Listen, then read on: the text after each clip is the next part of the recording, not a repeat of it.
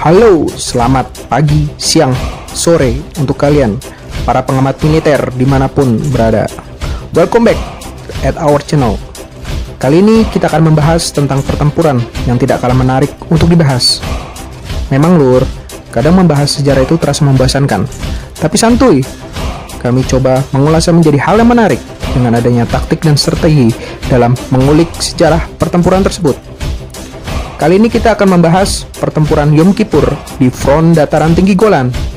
Perang ini merupakan salah satu perang modern antara koalisi Arab melawan Israel. Oke, langsung aja kita opening dulu guys.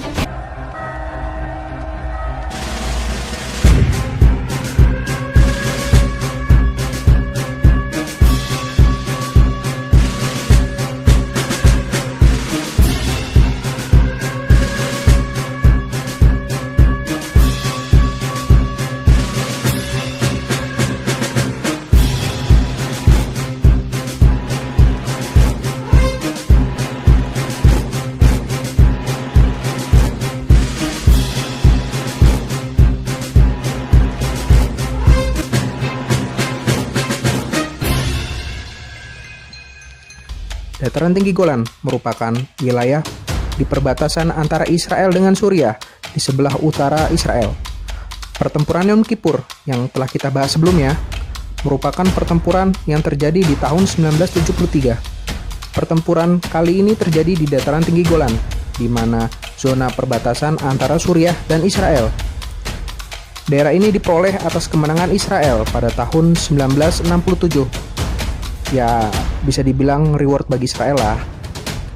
Dataran tinggi Golan adalah tempat yang diperebutkan karena memiliki nilai strategis. Jika kamu tertarik, langsung saja kita bongkar strateginya. Check it out. Secara teritorial, wilayah Suriah memiliki masalah dengan Israel, yakni pada wilayah perbatasan geografis di sebelah utara Israel yang dikenal dengan dataran tinggi Golan. Dataran tinggi ini memiliki nilai yang sangat strategis di timur laut Israel, yang dulunya merupakan bagian dari negara Suriah sebelum Perang 1967. Ini pernah kita bahas di episode sebelumnya lur. Sama seperti pertempuran di Terusan Suez, di front ini Israel juga membangun pertahanan yang kuat untuk membentengi di sepanjang dataran tinggi Golan yang dikenal sebagai garis ungu.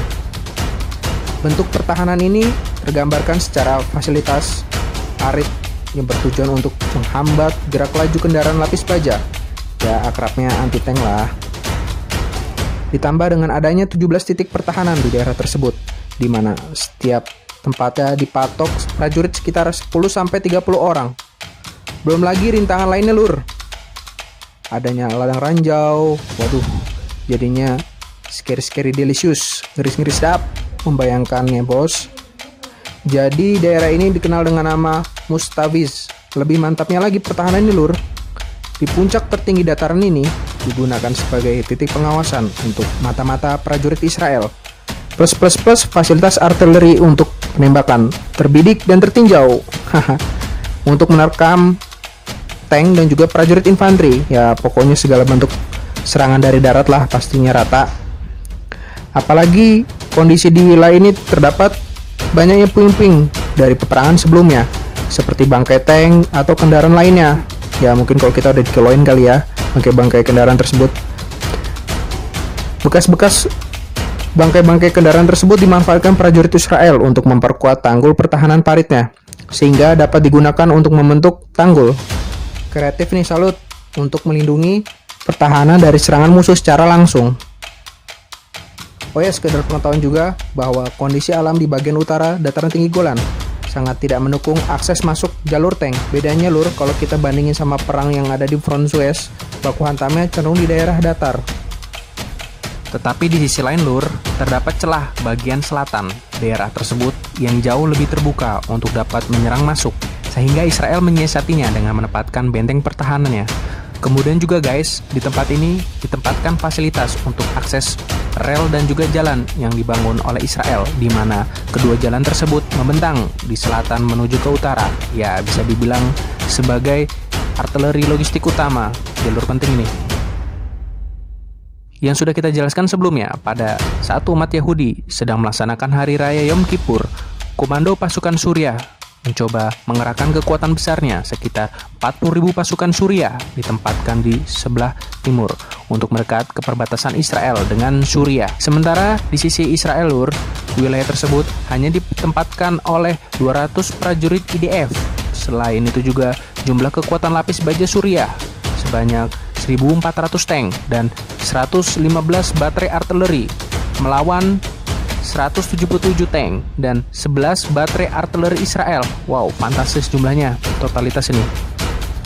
Suriah juga mendapatkan dukungan kekuatan dari Mesir berupa rudal anti-air yang didapat dari Om Stalin sebagai pemasok utama.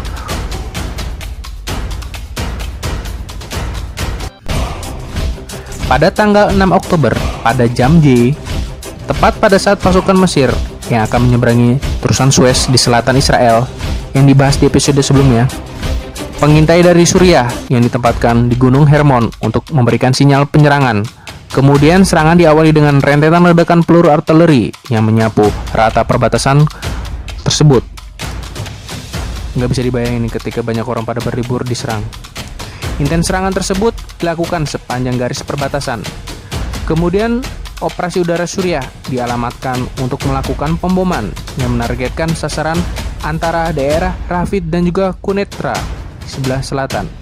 Tentunya serangan udara dari Suriah tersebut disponsori dari Om Stalin sebagai bapak komunis dunia. Ya, tentunya memiliki kepentingan tersendiri, Lur. Om tersebut memberikan hadiah pesawat jenis MiG-23 buatan Rusia. Serangan udara tersebut yang menghantam lapis legit pertahanan Israel. Wah, enak ini. Dengan merespon hal tersebut, komando tertinggi Israel auto balik push dengan menggerakkan prajurit dan tanknya sehingga baku hantam lapis baja maksudnya, tidak dapat terelakkan lagi. Melalui 3 divisi pasukan Suriah, yakni divisi 5, 7, dan 9, divisi angka ganjil nih kayaknya, terus bergerak maju menyerang melalui 3 sektor arah mata angin, yakni atas, tengah, dan bawah. Tetapi kelemahan pasukan Suriah terlihat di mana di pasukan di bagian utara dikarenakan faktor sulitnya medan alam yang dihadapi, sehingga pasukan dan tank Israel lebih gercep atau gerak cepat dan hanya tinggal mengarahkan larasnya pada sasaran terbidik menunggu pasukan Suriah yang tiba. Dapat menembak tepat ke arah pasukan Suriah. Waduh, dramatis ini ceritanya di sektor ini. Tank jenis T-55 Suriah yang mengalami banyak kerusakan mulai memenuhi medan peperangan. Waduh, yang kemudian daerah ini disebut sebagai lembah air mata. Wih, serem. Tentunya sektor ini menimbulkan banyak korban di pihak Suriah. 1-0. Sebenarnya tujuan dari serangan di sektor utara ini bisa kita anggap sebagai wilayah yang elit dan strategis karena akan mendapatkan wilayah medan kritik yang dikenal sebagai Golan Ridge. Meski bagi pihak Israel, pertempuran di sektor utara ini menimbulkan banyak korban jiwa. Menyadari bahwa kekuatan Israel jauh dari segi jumlah terhadap pasukan Suriah dengan perbandingan 1:15, waduh, banyak banget ya, untuk dapat menahan semua serangan Suriah di sepanjang garis pertahanan dataran tinggi tersebut. Kemudian Jenderal Israel, Mayor Jenderal Hafiz, melalui analisa cepatnya mengatur kembali pasukan serta memperkuat pertahanannya dengan mengirimkan pasukan cadangan. Sementara sambil menunggu hal tersebut, kompi infanteri Israel berusaha menduduki daerah Post Ridge untuk memblokir serangan Suriah. Sementara melalui hal yang tidak diduga, pihak Suriah di sektor paling utara, di mana pasukan Suriah melalui pasukan komando gunungnya, pasukan hantu rimba nih kayaknya nih, berhasil menerobos masuk dan akhirnya merebut Gunung Hermon yang dikuasai oleh Israel sebelumnya. Ya, walaupun memang ada upaya untuk merebut kembali gunung tersebut, tetapi usaha Israel gagal. Tumben nih, kok gagal ya? Gagal epic comeback deh. Ya, karena semua pasukan Suriah udah menduduki semua pos daerah itu, Lur. Sementara di sisi selatan, di sepanjang garis pertahanan, pasukan Israel berada di bawah tekanan yang cukup besar karena divisi kelima dari Suriah mencoba menerobos celah di Rafid menuju daerah Jiharit. Tujuan serangan Suriah di bagian ini agar dapat mengakses jalan TAP yang digunakan sebagai jalur utama logistik. Ya, karena auto bisa menggulungkan seluruh pertahanan Israel kalau bisa mengakses jalan tersebut. Mungkin kata Suriah.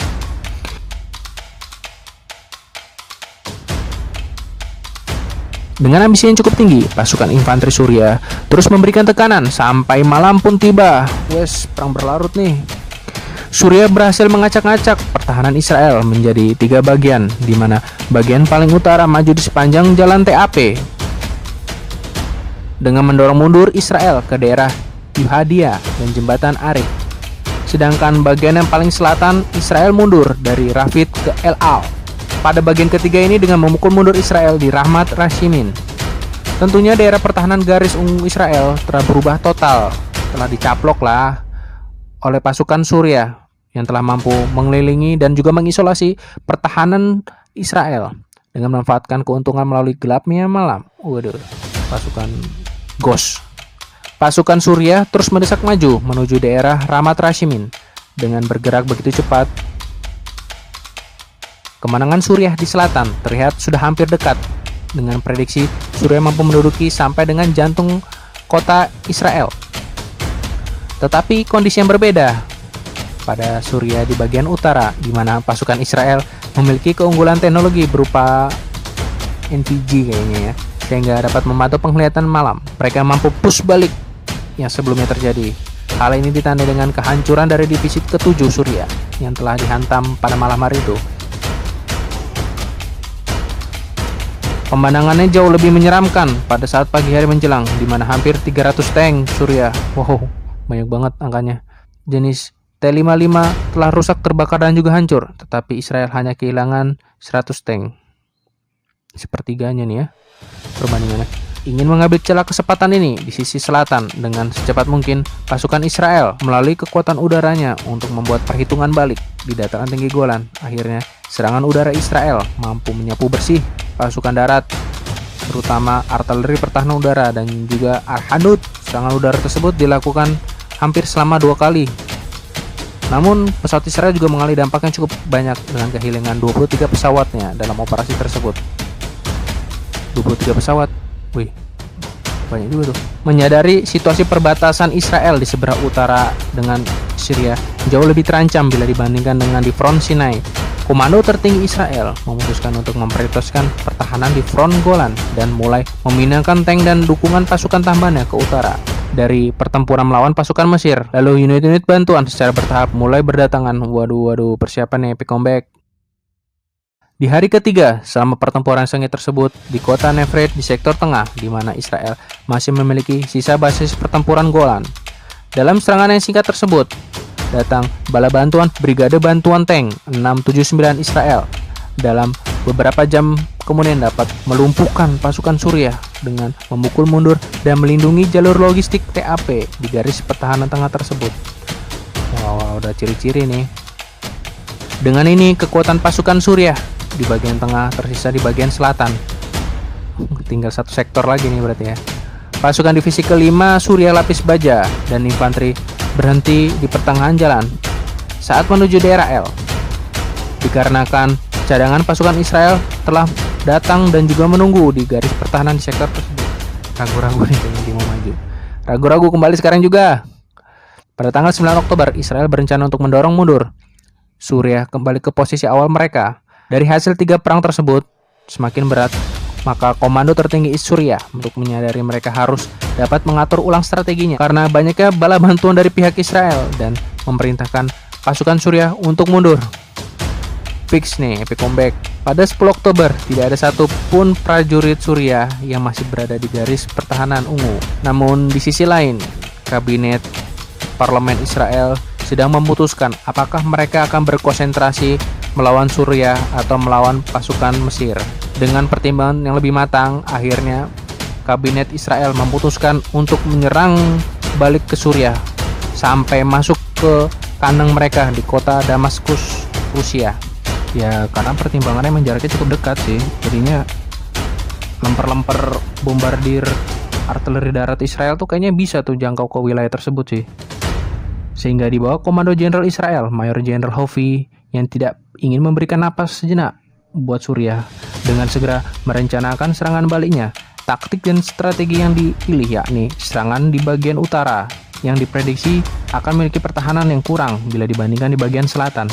Pola serangan Israel akan terfokus dengan batas kiri di lereng Gunung Hermon, sementara di batas sebelah kanan di Quneitra untuk memfokuskan semua kekuatan ofensif Israel di satu area. Sekarang ancaman berbalik, di mana Suriah menghadapi musuh yang bangkit, sehingga Suriah harus mundur. Padahal sementara pasukannya lagi banyak untuk masuk ke rumah sakit. Serangan pertama Israel dengan melalui operasi udaranya mencoba menghancurkan payung udara anti-udara milik Mesir yang di awal sudah kita jelaskan, Lur. Dampak dari serangan udara Israel menimbulkan konsekuensi kerusakan yang strategis yang cukup berat pada infrastruktur lapis terakhir Suriah. Namun pada saat yang tepat di masa injury time, dukungan militer dari koalisi negara Arab seperti Maroko, Saudi, Irak, dan Yordania segera mengikuti dan diperbantukan ataupun ditugaskan ke bagian depan perbatasan Suriah. Waduh, bala bantuan datang untuk menghambat serangan Israel. Yang lebih salutnya lagi, ternyata dukungan dari Om Stalin juga ada, yakni berusaha memasok tambahan senjata bantuan ke sekutu Arabnya. Dari bala bantuan koalisi negara Arab tersebut, 2 brigade tank dan pasukan bantuan dengan tambahan bunker dan juga beton dan juga parik anti tank. Wah, cepet juga nih bala bantuannya, yang menahan peta keserangan sektor yang akan diserang Israel dengan jangkauan sekitar 15 km. Ditambah di sebelah kiri adanya Gunung Hermon dan sebelah kanan hambatan medan berupa lapangan bebatuan yang tidak mungkin dapat dilewati oleh pasukan lapis baja yang dikenal dengan nama Delajat. Pada tanggal 11 Oktober, Brigade Lapis ke-7 Israel sebagai ujung tombaknya maju bergerak dengan penuh percaya dirinya, bagaikan rudal yang terus melesat maju yang tidak bisa menahan. Pasukan Israel kemudian maju lagi menuju daerah Jubat El-Hezab dan juga Tel Sham. Di sebelah selatan, pasukan divisi tank maupun infanteri di bawah pimpinan Brigadir Jenderal Lanner yang membawahi Brigade ke-97 dan juga 679 memulai serangannya untuk memukul mundur di sisi pasukan Suriah di dekat garis ungu.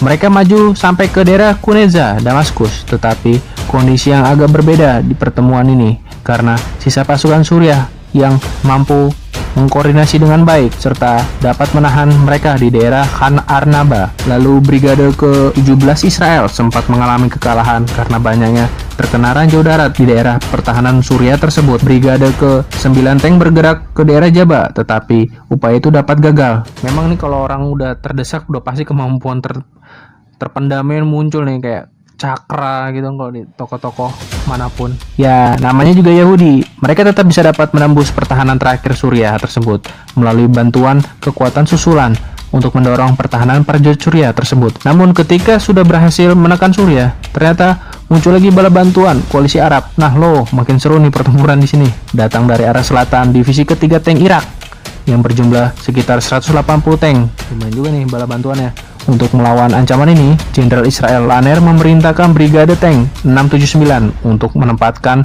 di bagian selatan untuk menempatkan pasukannya di daerah selatan untuk memblokir pasukan Irak tersebut.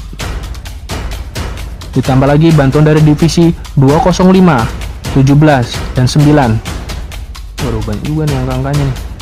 Juga dikerahkan untuk melawan pasukan bantuan dari Irak ke daerah selatan. Taktik formasi perlawanan Israel ini membentuk formasi U. Ini adalah formasi yang terlihat seperti bentuk U dengan tujuan untuk menjebak pasukan Irak. Strategi ini benar-benar berjalan efektif sehingga Brigade ketiga Irak hanya dalam hitungan beberapa jam saja hampir 80 tank dihancurkan. Super sekali nih killing spree. Namun hebatnya tidak ada satupun tank dari pihak IDF yang menjadi korban.